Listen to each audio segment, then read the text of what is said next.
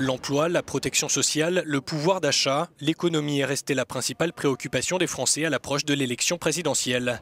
Retour sur l'héritage économique de François Hollande, qui a pris acte de son impopularité en refusant, fait inédit, de briguer un second mandat devant les Français. Un héritage qu'aucun candidat ne revendique pleinement, auquel chaque candidat s'est efforcé d'apporter des remèdes. La croissance a ralenti en 2016 pour s'établir à 1,1%.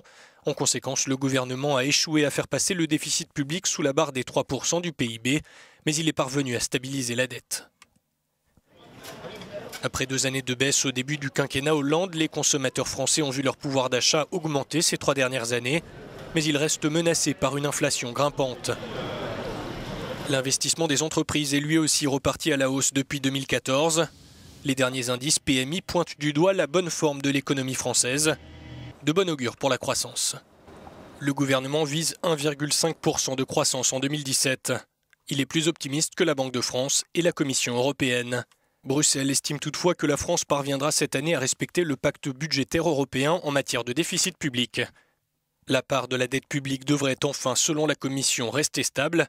Sous le mandat de Nicolas Sarkozy, elle avait augmenté de 21 points.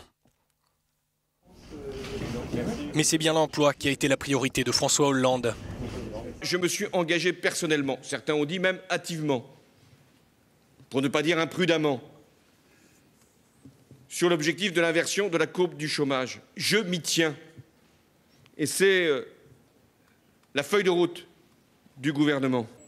Un objectif manqué jusqu'aux dernières données avant l'élection, une baisse infime du chômage en février, insuffisante pour compenser les 2 hausses successives qui ont précédé.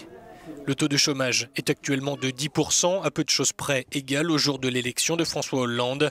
Mais il y a 550 000 chômeurs de plus dû à l'accroissement de la population active.